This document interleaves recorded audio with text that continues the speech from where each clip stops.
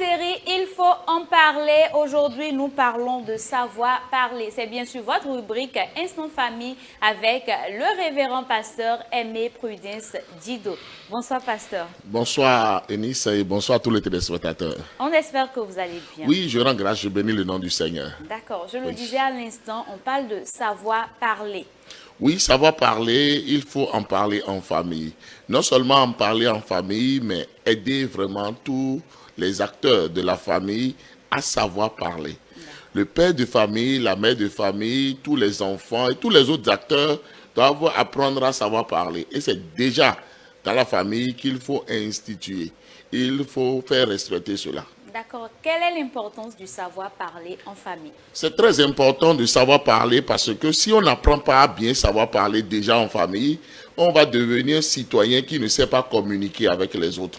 On va devenir un employé qui va se faire renvoyer très souvent de son boulot simplement parce que on ne sait pas communiquer avec les clients. On ne sait pas communiquer avec la hiérarchie. On ne sait pas communiquer avec ses collègues. On ne sait pas simplement, alors on ne sait pas communiquer. Et ça ne doit pas être le cas. On doit pouvoir maintenant savoir parler, savoir choisir les mots, savoir faire preuve de douceur et voilà, savoir parler. D'accord. Quelles sont les clés d'un dialogue constructif et respectueux en famille? Commencez déjà par alors savoir écouter. D'accord. Savoir écouter et savoir choisir les mots selon les circonstances et selon l'interlocuteur qu'il faut. Tel qu'on parle à son petit frère ou à un frère, ce n'est pas de la même manière qu'on parle aussi à un chef. Tel que les enfants doivent se parler entre eux, ce n'est pas de la même manière que ces enfants-là vont parler aussi à leurs parents. Et les parents aussi entre eux, alors la manière dont ces parents-là doivent communiquer, doivent se parler, alors les enfants sont là pour observer. Parce qu'on n'éduque pas les enfants par instruction, mais par observation. Les enfants observent toujours leurs parents et veulent ressembler à ces parents-là, surtout lorsque ces parents-là font très bien les choses.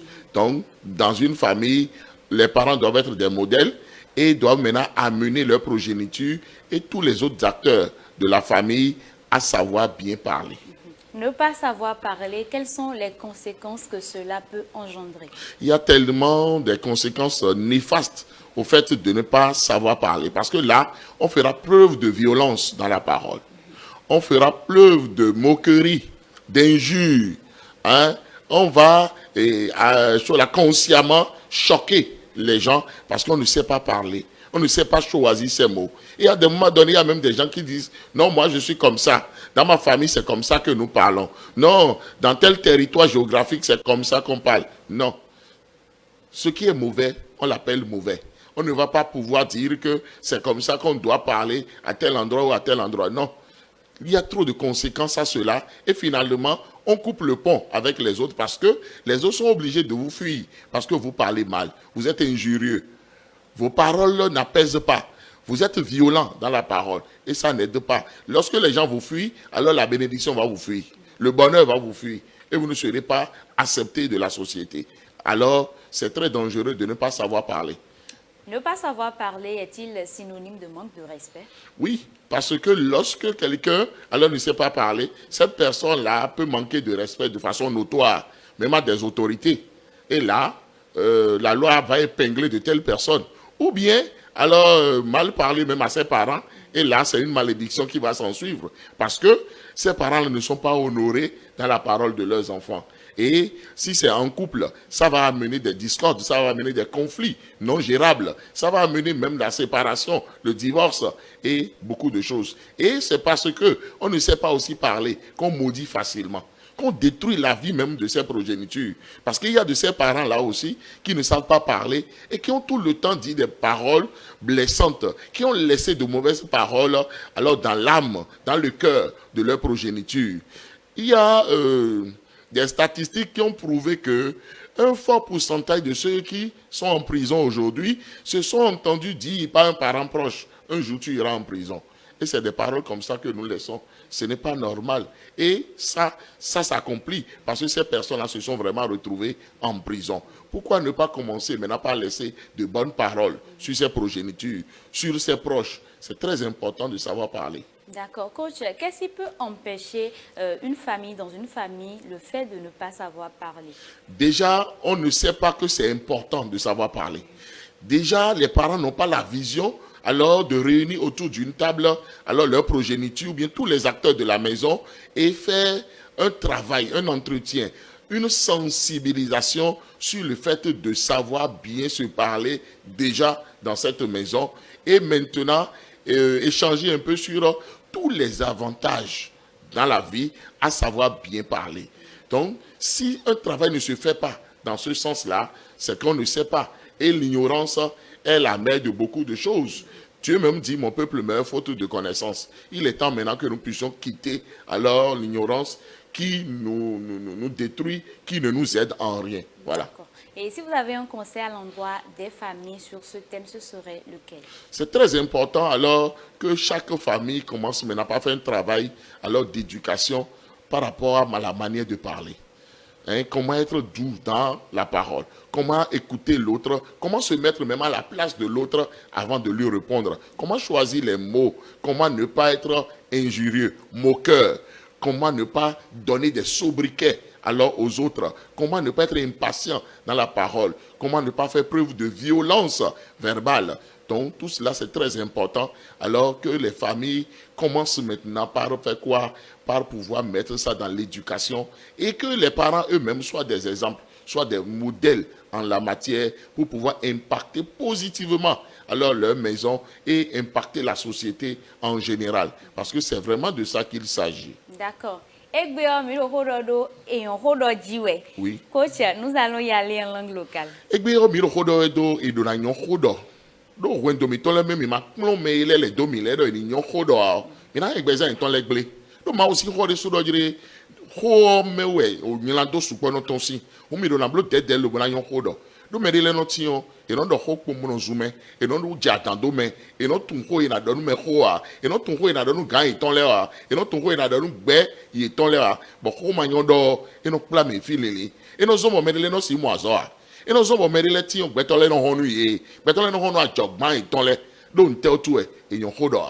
Miro na tenk mon lo na no hondo mitole, de no yon hodo gbon, tokpo no kpodo na ikmonde ou dagbe, de no yon hodo gbon, lo bona klon vi itonle, bona klon me ile le do ile bikwi, do mi ma yon hodo a, mina yon supo gle rugeza miton, mina do mi krisa o mi ise no, bona lo de supo hoe, cho ho ma yon do miton zon lobo, mi sire no sawe ya. Mi si no kon yiwe mi si razo mo ya mi je fire bo tagbaje mi nodo wendo mi tome o mi fua mi jawa don te otu e ho de bude na to sinu mi tome o e no do apa me de wu e no ken gleru me de wu e no ken gleru vi mi tole de su no were le no me ji tole de su no yon hodo a lo no do nu vi e tole me su poro gan pa me gbe tin lo bo ye ro jire o me de je do nu ye me ji to de je do nu ye do ho agberu pa na gan pa me bo nu e de do ye otu ye ro gan pa me gbe tin enyo debulu bo mi na no blog mo mi do na nyon hodo do khomiton e do achede bo mi do na to jire hodo ache bo na nyon hodo